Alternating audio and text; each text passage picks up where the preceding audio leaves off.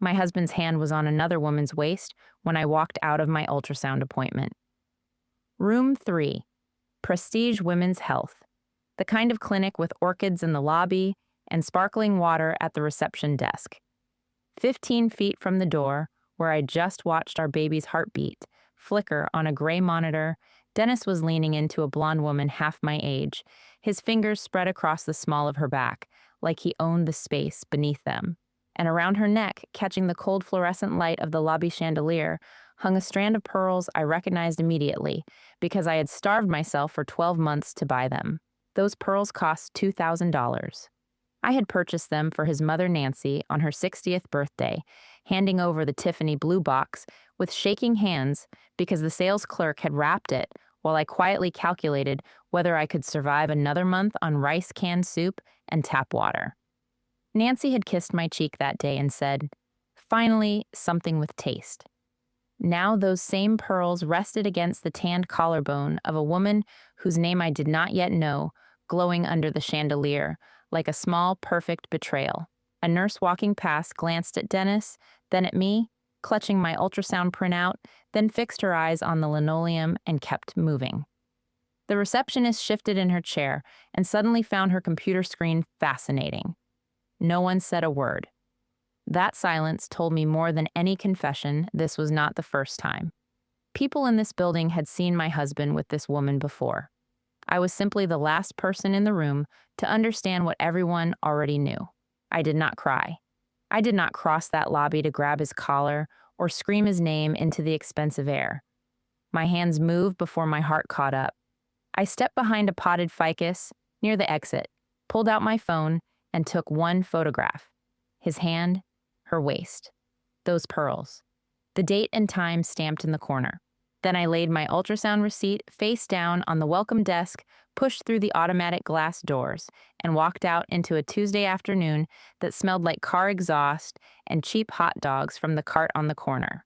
I was 14 weeks pregnant. My feet kept walking. My face held a smile so thin and so cold that a man coming toward me on the sidewalk actually stepped aside. What Dennis did not know, what nobody in that gleaming lobby could have guessed, was that the woman he was throwing away had spent 10 years managing every dollar, every receipt, every quarterly tax filing in his family's medical empire. I knew where the real books were kept. I knew which numbers had been quietly rearranged. And I knew that the same strand of pearls now wrapped around his girlfriend's throat was going to become the first thread I pulled to unravel everything he and his mother had built on top of my silence. Dennis would not have a wife, a mistress, a home, or a single asset left to his name. To understand why a necklace shattered me more than the affair ever could, I need to take you back 10 years to the woman I was before I learned what my loyalty was actually worth. Before we continue, if you believe that a woman's sacrifice deserves to be honored and never exploited, please consider subscribing. It is free, and it helps these stories reach more people who need to hear them. I met Dennis at a charity gala his mother hosted for the local children's hospital. I was 24, fresh out of my accounting certification, wearing a dress I had borrowed from my roommate because nothing in my closet seemed right for a ballroom with valet parking. He found me standing alone near the dessert table, pretending to study a creme brulee like it contained classified information. "You look like you're auditing that custard," he said, and I laughed a real laugh, the kind that made two women in pearls turn around and stare. He was charming that night. Attentive, he asked questions and actually listened to the answers. When I told him I had just passed the CPA exam on my first try, he whistled low and said, "Beauty and brains.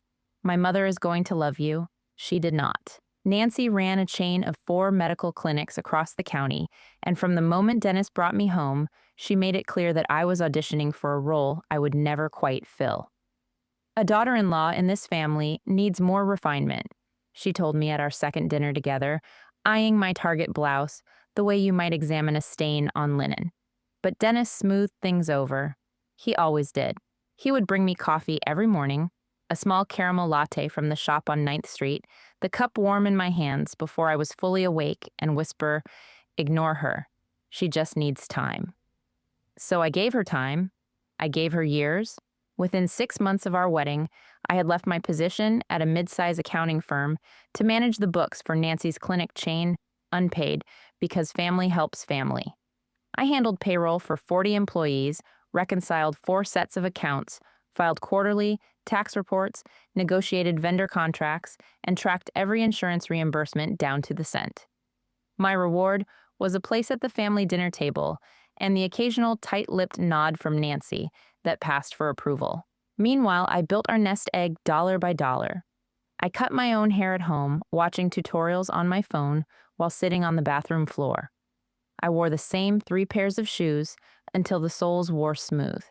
I packed Dennis's lunch every morning turkey on wheat the way he liked it, no mustard, extra pickles, and made my own from whatever was cheapest that week.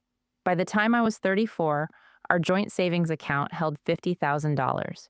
Every cent of it earned by my hands, tracked in a green notebook I kept in the nightstand drawer. That money was for the baby. For the nursery, the hospital bills, the first year of diapers and formula, and sleepless nights.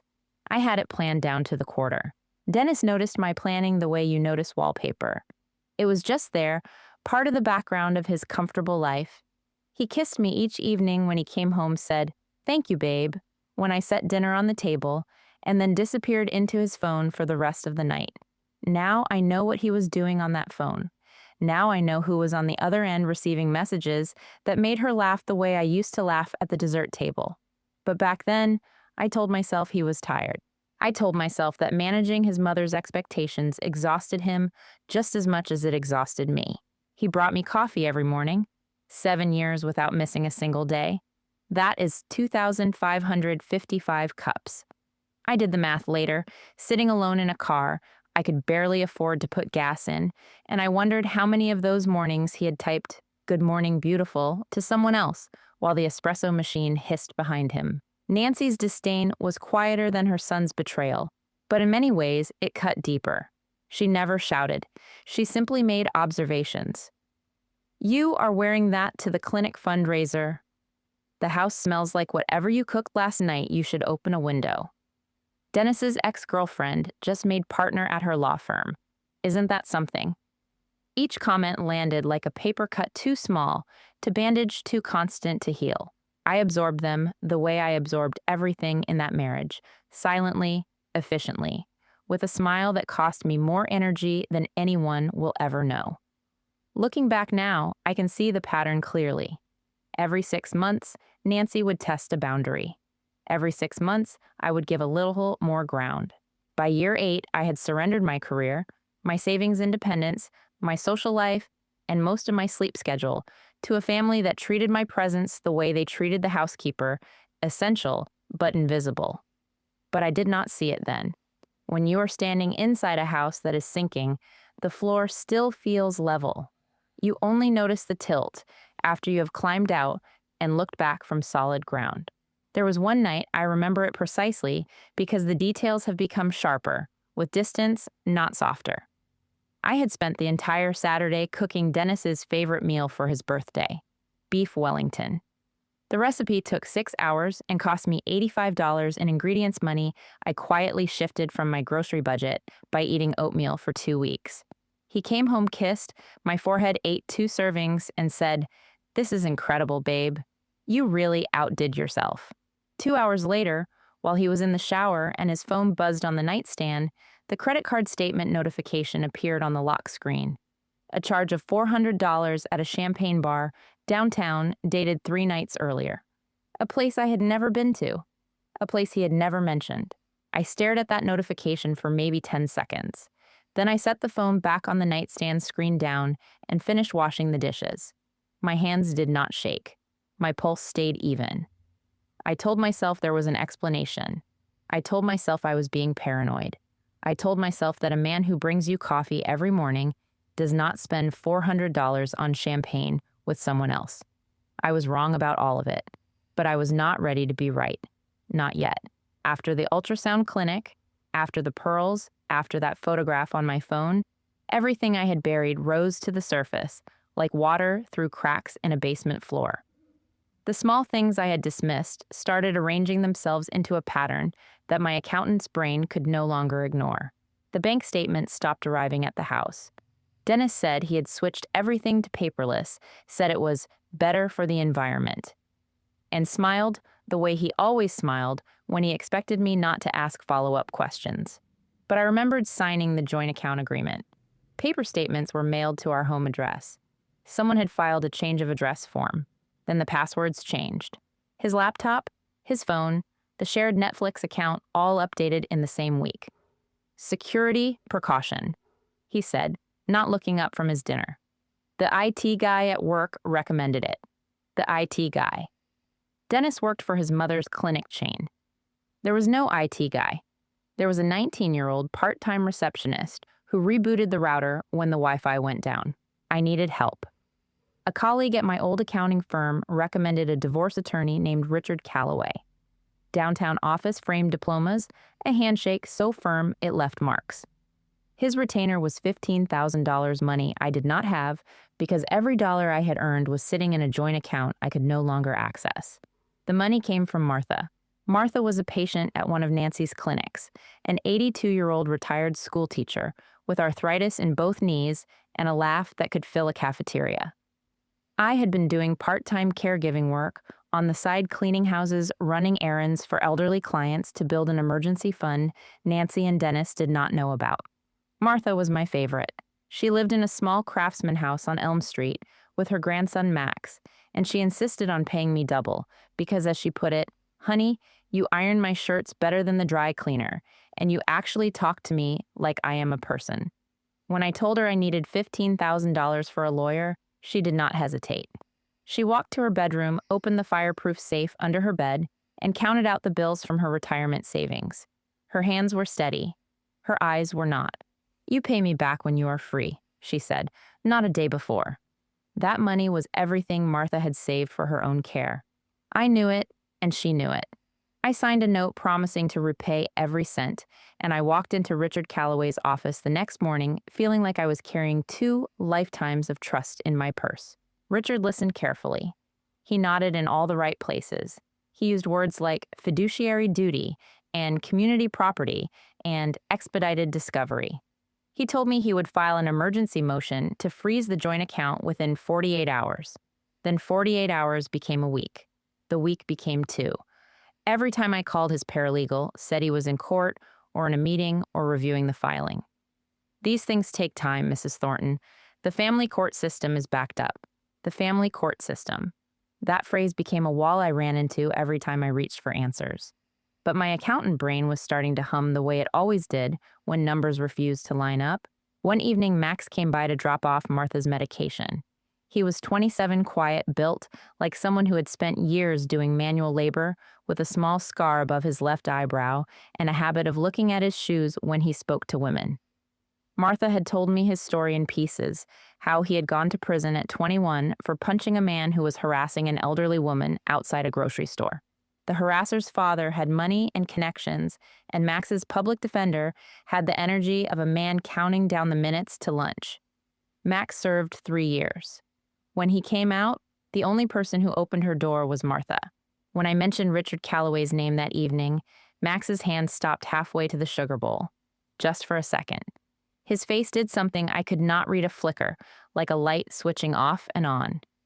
"Calloway," he repeated and set the sugar down without taking any. "That is your lawyer." It was not a question. I asked if he knew the name. He shook his head and said, I have heard it somewhere. Be careful." Then he picked up his tea and changed the subject. I should have pressed. I did not, because I was still telling myself that the system would work, that Richard was on my side, that the paperwork was just slow because the courts were busy. I found the proof that destroyed that belief on a Thursday afternoon in Dennis's car. He had asked me to retrieve his gym bag from the back seat. He was too busy on the phone to walk 20 feet to the driveway.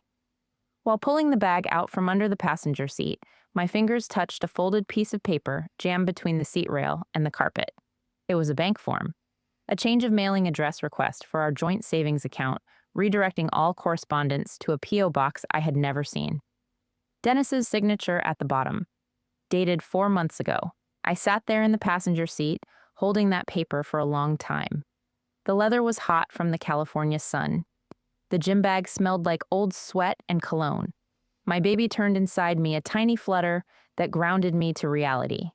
I folded the paper exactly as I had found, it slid it back under the seat, and walked inside. Dennis was laughing on the phone in the kitchen. He waved at me without looking up. That night, I lay awake listening to his phone vibrate on the nightstand. Once, twice, 3 times. Each buzz a small electric jolt through the silence of our bedroom. He did not stir. He slept like a man with no debts and no secrets, the way he had slept every night for 10 years, beside a woman who was slowly learning that the floor beneath her had been sinking for a very long time. The next morning, I waited for Dennis to leave for work. I watched his car pull out of the driveway, counted to 60, and then sat down at the kitchen table with my laptop. My fingers were cold, even though the house was warm. I typed in our bank's URL and entered Dennis's login credentials, the ones he thought he had changed the ones I had memorized 9 years ago when he asked me to set up the account because he could not be bothered with that stuff.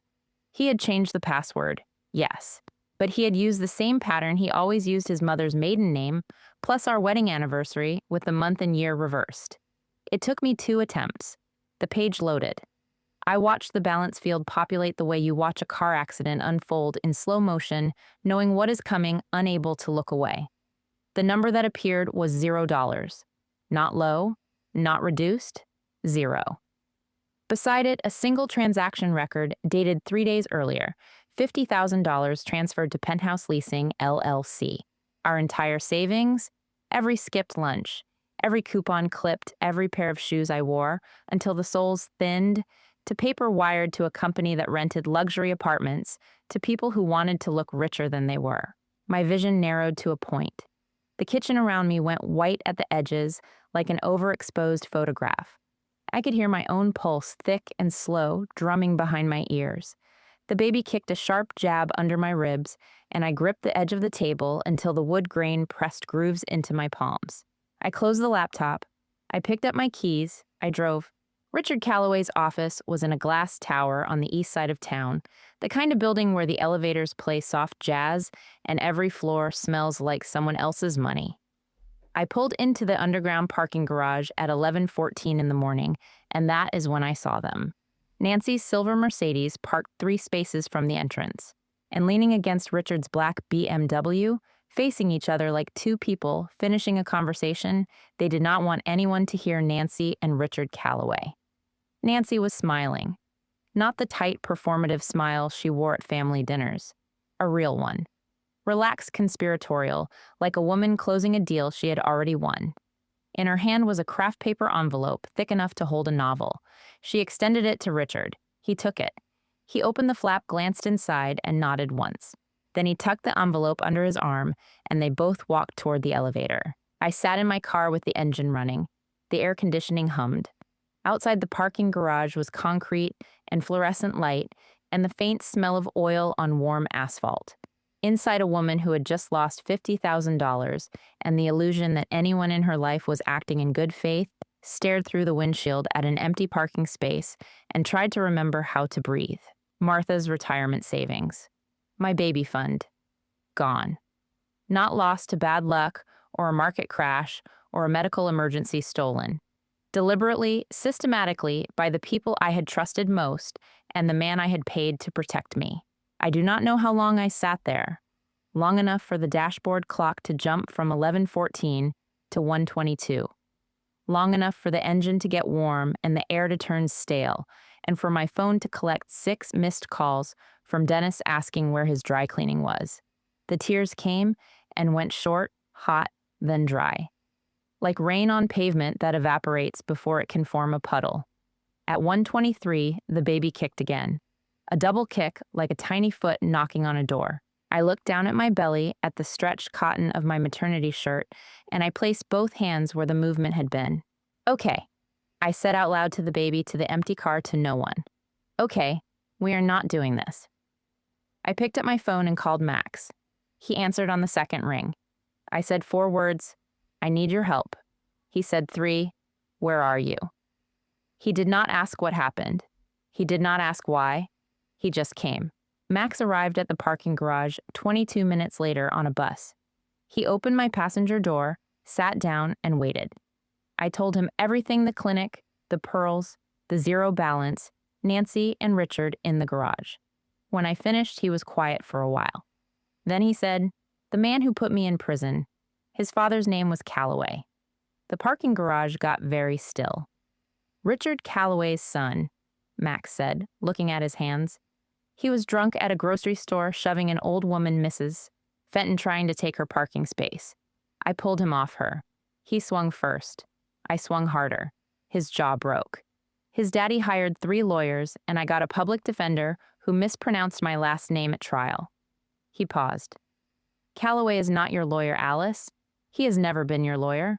For a few seconds, the coincidence felt impossibly cruel. Then I realized it was not coincidence at all. Nancy chose her tools carefully. She had probably known about Max through the clinic's patient records. Martha was, after all, her patient. Hiring a lawyer whose son had a personal grudge against my closest ally was not an accident. It was a stitch in a pattern I was only beginning to see. I wiped my face with the back of my hand, started the engine, and drove us to Martha's house. We sat at her kitchen table that night, the 3 of us drinking chamomile tea, while I laid out every piece of the puzzle I had so far. Martha listened with her hands folded in her lap, her reading glasses pushed up on her forehead, her expression the same one she probably wore when a student came to her desk with a problem too big for recess. "So," she said, when I finished, "we need a real lawyer and we need proof." The lawyer came through Victor Chen, a retired restaurant owner who lived 2 blocks from Martha. Victor was 70, built like a fire plug, and owed Max a debt he reminded everyone about at every neighborhood barbecue. Max had pulled Victor's car out of a ditch during a rainstorm the previous winter, refused payment, and then fixed the dented fender for free using tools from Martha's garage. When Max called and said we needed a lawyer who could not be bought, Victor said, "Give me an hour." 43 minutes later, he called back with a name: Robert Kim. Civil litigation. Former federal prosecutor. Office above a Korean barbecue restaurant on Wilshire. Victor had a way of making things happen without ever raising his voice. Robert was lean mid-40s, with wire-rimmed glasses, and the kind of calm that comes from having seen worse. He met us at his office on a Saturday morning, listened to the entire story, and then leaned back in his chair and said something that changed the way I saw everything that had happened to me. "Alice, under California. Family Code. Section 1101. Your husband owes you what is called a fiduciary duty. That means he is legally required to act in your best interest regarding community property, your shared assets. Transferring $50,000 out of a joint account without your knowledge or consent is not just a betrayal. It is a breach of fiduciary duty. The court can order him to return every cent, and under Section 2602, they can award you the full value of any asset he dissipated. But to make this stick, we need more than bank records. We need to show the pattern where the money went, who orchestrated it, and why." The why was what haunted me. Dennis was not smart enough to run a scheme this layered. He could barely remember to pay the electric bill. Someone was directing him. Someone with access to financial systems, legal contacts, and enough arrogance to believe she would never be caught. I knew where to find the proof. For 10 years, I had managed the books for Nancy's clinic chain. I had reconciled every account, filed every report, and organized every document. But there was one set of records I was never allowed to touch: a separate ledger Nancy kept in the floor safe at the main clinic's basement office. Tax planning documents, she called them, locking the door whenever I came near. An accountant knows when numbers are being hidden. I had always known those records existed. I had simply never had a reason to look. Now I did. The plan came together over 4 days at Martha's kitchen table, between plates of her banana bread and pots of tea, so strong the spoons nearly stood up in the cups.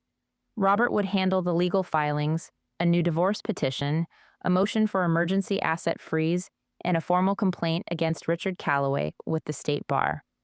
Max and I would handle the evidence.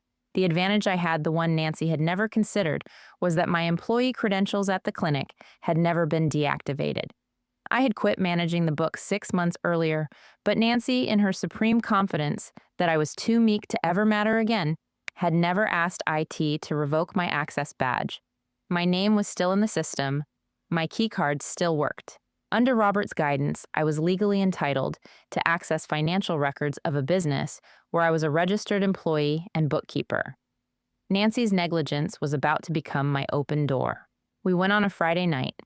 The clinic hosted its annual donor appreciation event every October at a hotel downtown, and Nancy would be there with Dennis pressing flesh and performing generosity for an audience. The building would be empty except for a single security guard who did a walkthrough every 90 minutes. Max knew this because Martha, who had been a patient at that clinic for 11 years, had once waited alone in the lobby after hours when her ride was late, and the guard had told her his entire patrol schedule out of boredom. At 8:47 that evening, I swiped my badge at the service entrance. The lock clicked green. My heart was pounding so hard I could feel it in my teeth. Max was behind me, moving with a quiet precision that surprised me until I remembered he had spent 3 years learning how to move through spaces where being noticed meant being hurt. The basement office was locked with a keypad, but the code was the same one Nancy had used for every lock in her professional life, her eldest son's birthday reversed. Some people are brilliant at manipulation and terrible at security. I typed the 6 digits. The door opened. Inside the room smelled like old paper and toner cartridge dust, lit only by the green glow of a power strip under the desk. The floor safe was behind a filing cabinet. I had seen Nancy access it once 5 years earlier when she thought I was upstairs reconciling invoices. I had come down to get a box of printer paper and caught a 2-second glimpse through the cracked door, Nancy kneeling, spinning a combination dial, pulling out a leather folio. I memorized the position of the safe, but not the combination. That was where Max came in. He knelt beside the cabinet and studied the dial for 30 seconds. Then he pulled a thin metal tool from his jacket pocket, something he called a tension wrench, and went to work. I did not ask where he learned to do this. Some questions have answers that belong to other chapters of other people's lives. 2 minutes and 40 seconds. The safe door swung open. Inside was a single USB drive, a leather-bound ledger, and a stack of bank statements held together with a binder clip. I pulled the USB drive, inserted it into the old laptop I had brought in my bag, and began copying files. The laptop's fan whirred like a small distressed animal in the dark. A progress bar crawled across the screen. 22%, 41%, 63%. At 78%, Max held up his hand. Footsteps. Above us on the main floor, the security guard was making his round. A flashlight beam swept across the hallway window, casting a white stripe through the crack under the basement door. The stripe slid across the floor toward us, and for one long second, it lit up the toe of my shoe before moving on. Neither of us breathed. The footsteps faded. The progress bar hit 89%, then 94, then 98. I could hear my own blood. At 100, I pulled the USB, closed the safe, and we were out the service entrance in under 4 minutes. In the car driving back to Martha's house with the USB drive in my coat pocket, my hands finally shook. Not during the mission, during the quiet after. Max did not say anything. He just reached over and turned the heater up, and we rode home in warm silence. For the next 3 days, I continued sending Dennis pitiful text messages. I miss you. Can we talk? I just want to understand. Maybe I overreacted. Each message made my stomach turn, but Robert said it was critical. We needed Dennis to believe I was broken, not building. Every pleading text was another layer of camouflage over the weapon we were assembling in Robert's office. Robert's office smelled like sesame oil from the barbecue restaurant downstairs. It was a Saturday, his day off, but he had come in wearing a flannel shirt and reading glasses, 2 mugs of black coffee, already empty on his desk. Max sat in the corner chair. I sat across from Robert and inserted the USB drive into his laptop. The first file was the general ledger for Nancy's clinic chain, the real one, not the version I had been allowed to see for 10 years. The numbers loaded in neat columns, and for the first few seconds, I felt the familiar calm of working with a spreadsheet, the same calm I had felt 1,000 times at my old firm. Then the totals registered. Nancy's 4 clinics were not profitable. They were not even breaking even. The combined operating deficit was $1.8 million. Unpaid vendor invoices totaled another $420,000. 3 bank loans were in arrears, with penalties compounding monthly. And buried in the notes column of the cash flow statement, in Nancy's own handwriting, scanned and saved as an image, was a line that made me set down my coffee mug and press my palms flat against the desk.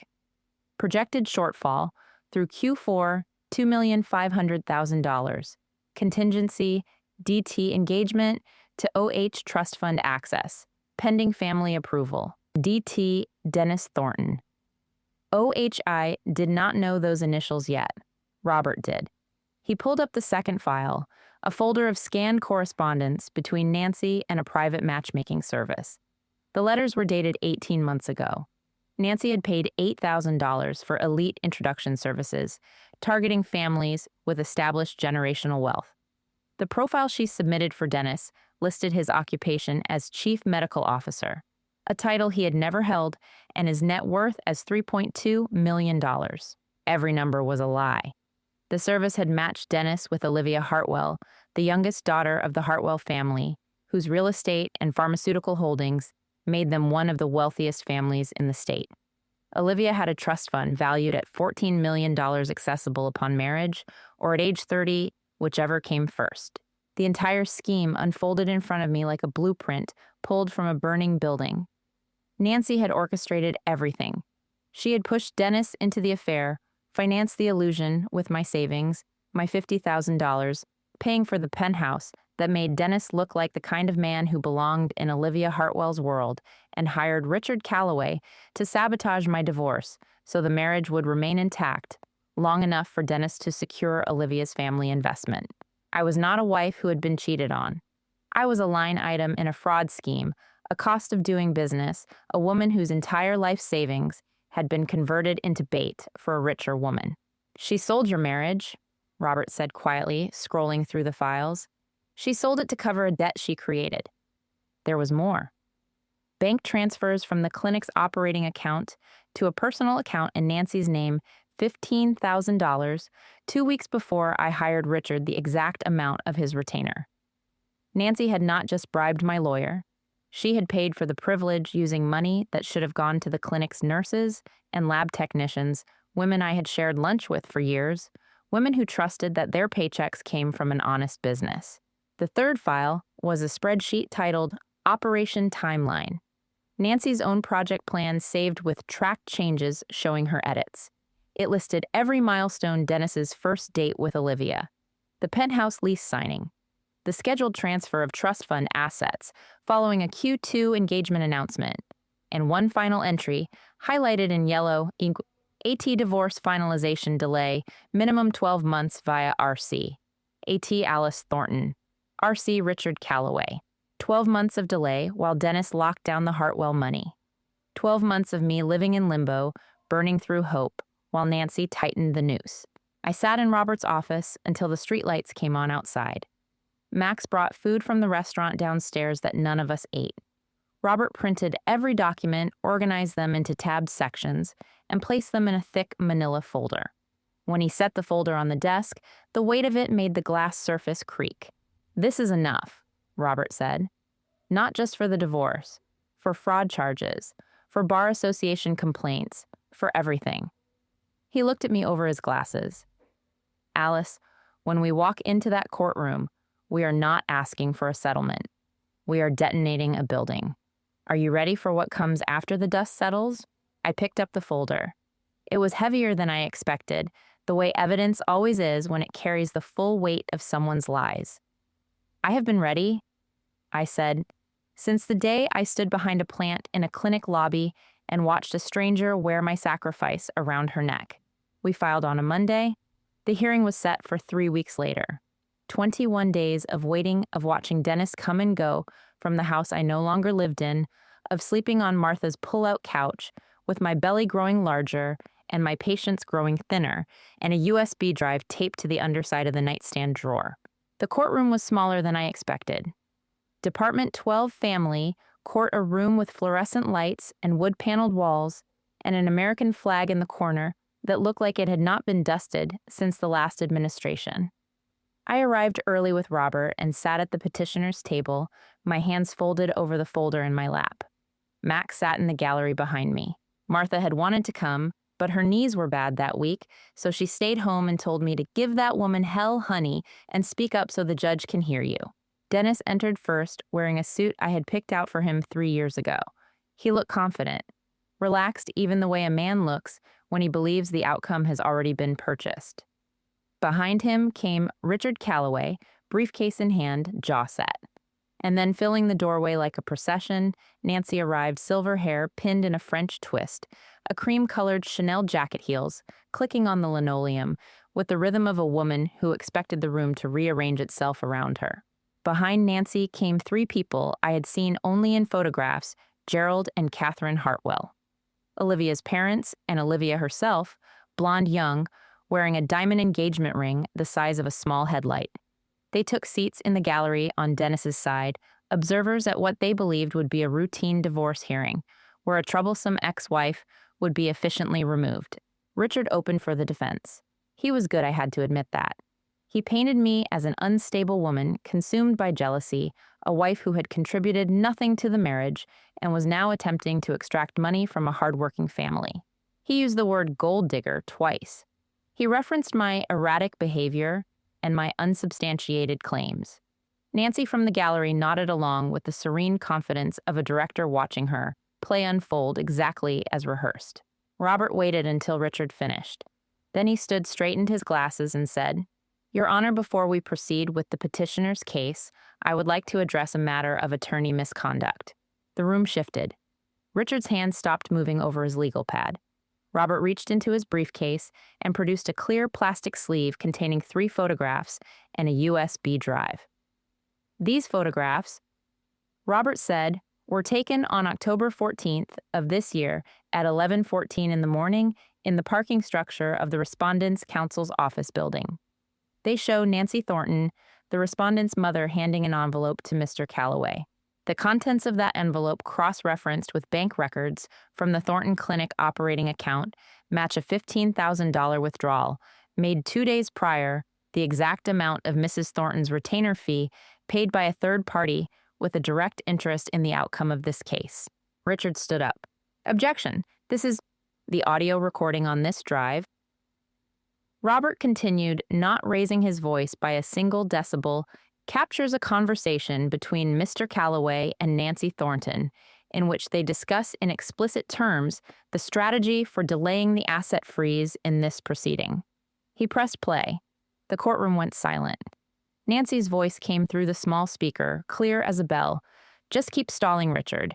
Dennis needs at least 6 more months to close the Hartwell deal. After that, Alice can have whatever scraps are left." Richard's face lost its color, the way a screen loses signal in patches starting from the edges. The judge leaned forward. 2 uniformed officers who had been standing near the exit moved closer. Richard tried to speak, produced no words, and sat down.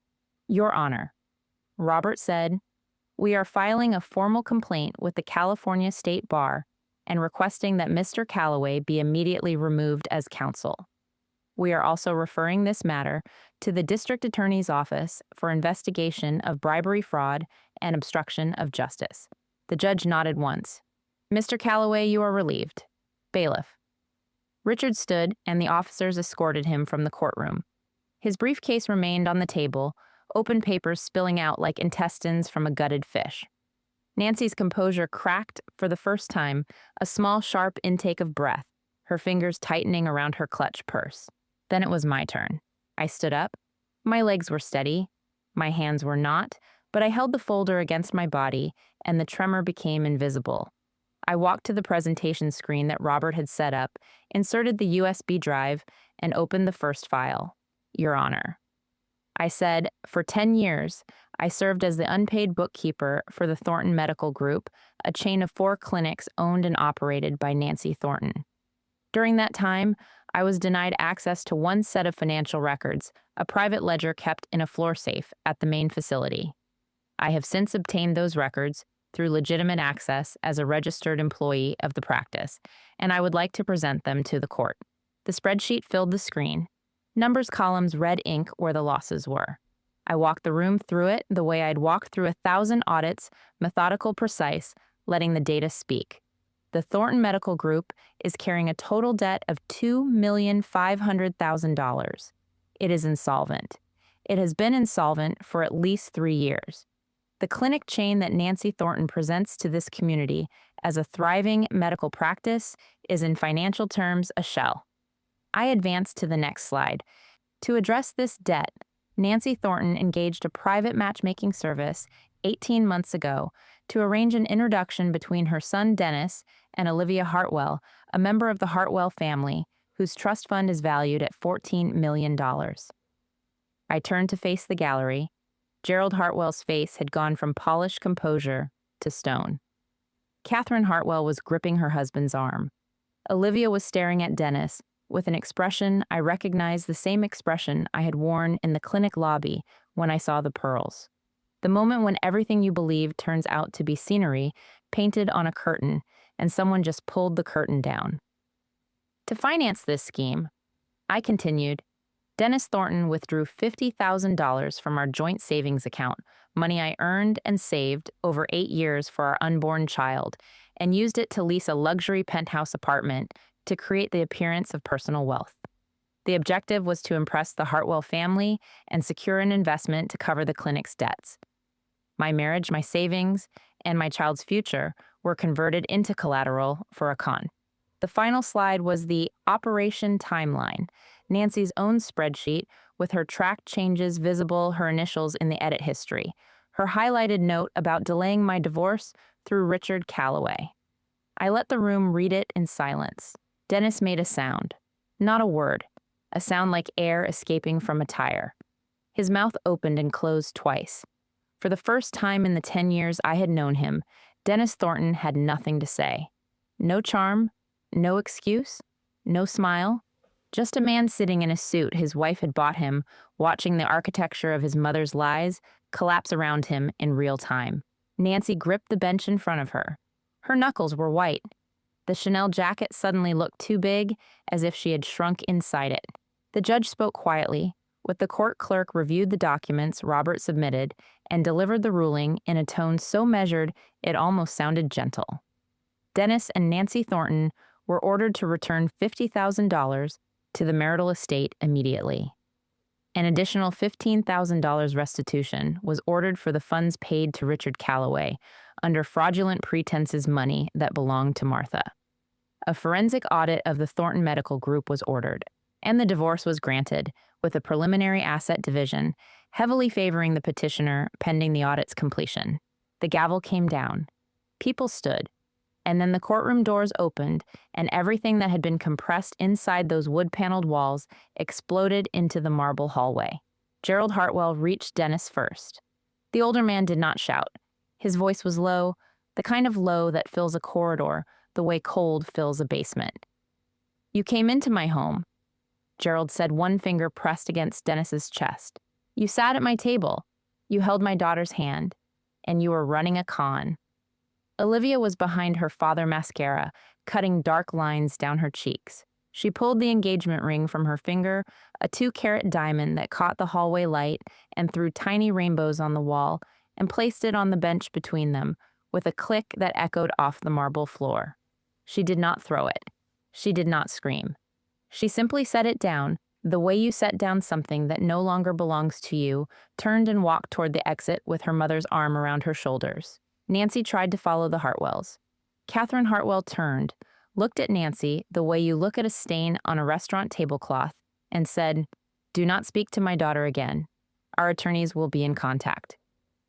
2 women from Nancy's social circle, women I recognized from clinic fundraisers, women who had once smiled at Nancy like she was royalty, stepped aside as she passed, pulling their handbags closer, as if proximity to her might be contagious.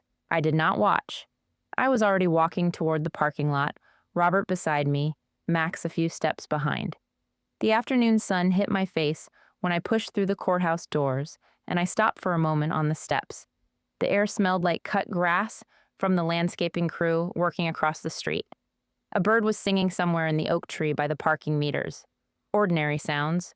Ordinary afternoon, but the woman standing on those steps was not the same woman who had walked in 2 hours earlier. That woman had carried a folder full of someone else's lies. This woman carried nothing but the weight of her own freedom, and it was heavier than I expected. The weeks after the trial moved in two directions at once, one toward justice, one toward grief. The justice came in waves. Richard Calloway was arrested at his office 4 days after the hearing, charged with bribery, fraud, and violation of professional ethics. The news cameras caught him being led out in handcuffs, his tie loosened his face, the color of old oatmeal. Robert filed an immediate motion to review Max's criminal case based on newly established evidence of prosecutorial conflict of interest.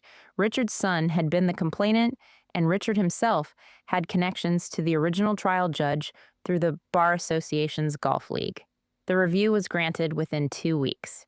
The Hartwell family filed a civil fraud lawsuit against Nancy and Dennis and withdrew every pending investment commitment. The bank that held the mortgages on Nancy's 4 clinics initiated foreclosure proceedings within the month. One by one, the clinics closed first the satellite office in Pasadena, then the surgical center in Glendale, then the flagship on Wilshire. The building where I had worked unpaid for a decade was padlocked on a Wednesday morning, and the local news ran a 90-second segment showing Nancy being escorted out by a bank representative while 3 women from her country club stood nearby and very publicly tore up their membership referral letters. Dennis moved out of our house. The house was part of the asset freeze and into a budget motel on Lincoln Boulevard. I know this because the process server who delivered the final divorce papers told Robert that Dennis answered the door in sweatpants and a 3-day beard holding a can of domestic beer at 10 in the morning. I did not feel happy hearing that. I did not feel sad. I felt the way you feel when you read about a storm that hit a town you used to live in, aware distant, already somewhere else. The grief arrived without warning.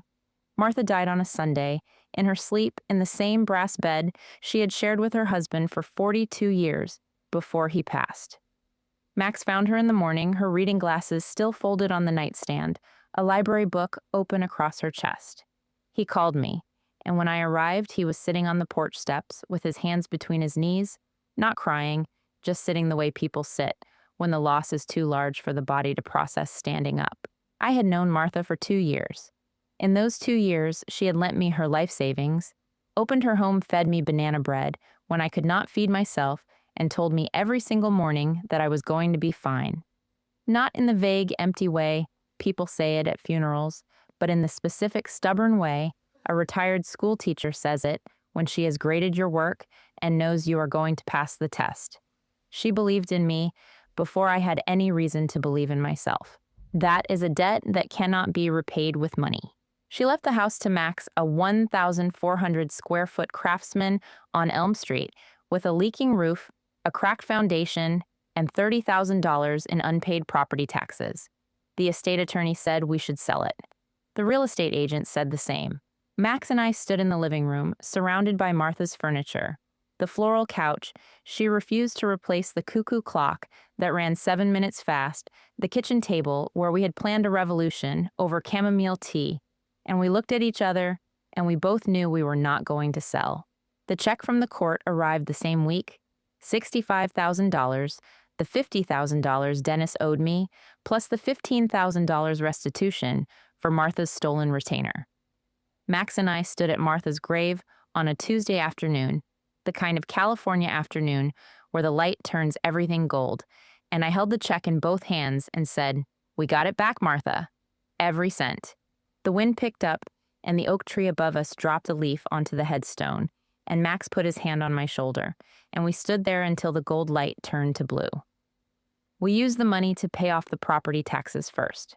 Then Max and I rolled up our sleeves and got to work on the house itself.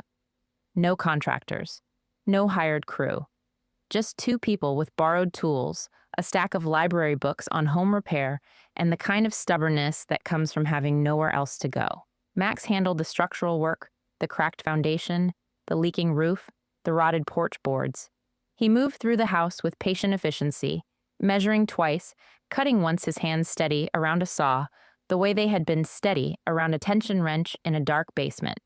I handled the interior, the plumbing, the electrical, The books, obviously, I set up a spreadsheet for every expense, tracked every receipt, turned renovation into a small accounting project that my brain could wrap itself around when the rest of my life still felt unfinished.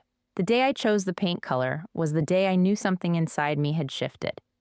I stood in the hardware store aisle, staring at swatches for 20 minutes, and when I finally pointed to one, the clerk said, "Sunshine yellow. Good choice." Sunshine yellow. Nancy had once seen a yellow accent wall in a magazine and said, "That color is for people who cannot afford taste." I bought 4 gallons. I painted the common room myself 9 months pregnant, standing on a step stool Max kept trying to take away from me. 3 coats. By the 3rd coat, the room glowed. Not the cold clinical white of Nancy's clinics. Not the beige that Dennis chose for every wall in our old house, because beige was safe for resale value. This was warm, honest, alive, a color that looked like morning. Victor brought our first clients, 2 elderly women from his church, Mrs. Park, 79, recovering from hip surgery, and Mrs. Oduya, 83, whose children lived out of state. They moved into the 2 finished bedrooms on the same afternoon, and that evening, I cooked dinner for 4 in Martha's kitchen, while Max assembled a bookshelf in the living room, and Mrs. Park told Mrs. Oduya a story about her late husband that made both of them laugh until they wheezed. We called it Martha's Haven. Max painted the sign himself, dark green letters on a cream background with a small painted oak leaf in the corner, because Martha had loved the oak tree in her yard. Below the name, in smaller letters, managed by Alice Thornton and Max Reeves. The afternoon we hung that sign above the front gate, I stepped back to the sidewalk and looked at it from the street. My name in permanent paint on a business I had built from nothing. In 10 years of marriage, my name had appeared on exactly 2 things: our joint bank account, which Dennis emptied, and our mortgage, which his mother used as collateral. Now, it was on a sign above a door that opened into rooms I had painted, filled with people I'd chosen paid for with money I had earned and fought to recover. For the first time, in longer than I could remember, my name meant something that no one could take away. The week settled into a rhythm I had not known I was missing. I woke up when I wanted to, not at 5:30, to make Dennis's lunch, not at 6, to start Nancy's payroll. I made herbal tea instead of the cheap instant coffee I had drunk for years to save money. Peppermint, usually in a blue ceramic mug, I picked out at a thrift store because I liked the shape of the handle. Small choices, ordinary choices, but each one felt like signing a declaration. I discovered things about myself that 10 years of marriage had buried. I like numbers, obviously, that was not new, but I liked the creative side of running a business more than the accounting side. I liked figuring out how to make a small space feel like home for someone who had lost theirs. I liked sitting with Mrs. Park on the porch in the evening and listening to stories about soul in the 1960s. I liked the weight of my growing belly in the rocking chair Max had built from reclaimed wood, the baby pressing against my ribs while the sun went down behind the oak tree. There were hard nights. I will not pretend otherwise. Some nights I woke at 3 in the morning and reached across the bed out of habit, my hand searching for a warmth that was not there. The empty space beside me was not always easy. Sometimes it felt like a draft cold, persistent without a visible source. On those nights, I lay in the dark and let the feelings come without fighting them. Not grief for Dennis. I had stopped grieving him the moment I saw those pearls. What I grieved was the decade, the years I had poured into a life that turned out to be a painted backdrop. The version of myself who had once believed that loyalty would be enough. She deserved to be mourned. So I mourned her quietly, and in the morning, I got up, made my tea, and went back to building something real. Martha's Haven grew. Victor brought more clients. A local newspaper ran a small feature about the home, and the phone started ringing. By the time the baby was due, we had 6 residents, a waiting list of 4, and a part-time nurse named Janelle, who Max hired after she applied with a resume so straightforward it contained the line, "I show up and I care. That is the whole deal." Max and I had become partners in the truest sense, not romantic, nothing like that, but something steadier, allies who had walked through the worst together and come out holding the same blueprint. He handled maintenance and resident activities. I handled the books, the licensing, and the endless paperwork. In the evenings, we sat at the same kitchen table where Martha had once folded her hands and told us to find proof, and we planned the next month. He was the closest thing to a brother I had ever had, and that was enough. More than enough. The afternoon was amber-colored and almost gone. Arthur was 3 weeks old, sleeping inside, while I stood on the front porch of Martha's Haven with a watering can filling the planter boxes Max had built along the railing. Inside, I could hear Mrs. Park teaching Mrs. Oduya how to fold paper cranes, their laughter mixing with the sound of Janelle running a blender in the kitchen. The oak tree in the yard cast long shadows across the sunshine yellow wall, and the painted sign above the gate creaked in a small breeze. That is when I saw him, Dennis. Standing on the sidewalk outside the fence, hands in his pockets, shoulders drawn in like a man trying to occupy less space than his body required. He was thinner. His hair had gone gray at the temples, in a way that would have looked distinguished on someone who had earned it. The suit was gone. He wore a wrinkled jacket over a t-shirt and jeans that did not fit well, and he smelled like the kind of beer that comes in cans and gets bought at gas stations. He looked like a man who had been subtracted from piece by piece, until what remained was a rough sketch of someone I once thought I knew. Alice? His voice cracked on the second syllable. I wanted to say I am sorry. For everything. I know I do not deserve. He stopped. Swallowed. Tried again. Is there any way we could, even just a few dollars for... I looked at him. Carefully. The way you look at a photograph from a trip you took years ago, recognizing the place, but no longer feeling any pull to go back. There was no anger, no satisfaction, no pity. Just the quiet awareness that this person who once occupied every room in my life now occupied no space in me at all. He was a stranger, asking for directions I did not have. I reached into the pocket of my gardening apron, pulled out a folded $5 bill, and set it on the fence post between us. Buy yourself a coffee, I said. Get some sleep. Then I turned and walked back through the front door without looking behind me. Not because I was making a point, because there was nothing behind me that mattered more than what was inside. Max was standing in the living room holding a newborn baby against his chest. Arthur. My son, born 3 weeks earlier at the county hospital, 6 pounds and 9 ounces of squinting fury and tiny, perfect fingers. Max had driven me to the delivery room, waited in the hallway for 9 hours, and was the first person to hold Arthur after the nurse placed him in my arms. Not the father, not the grandfather, the uncle in every way that counted. I took Arthur from Max and settled into the armchair by the window, a deep cushioned chair I had found at an estate sale, for $40, reupholstered in sage green fabric because I liked the way it looked against the yellow walls.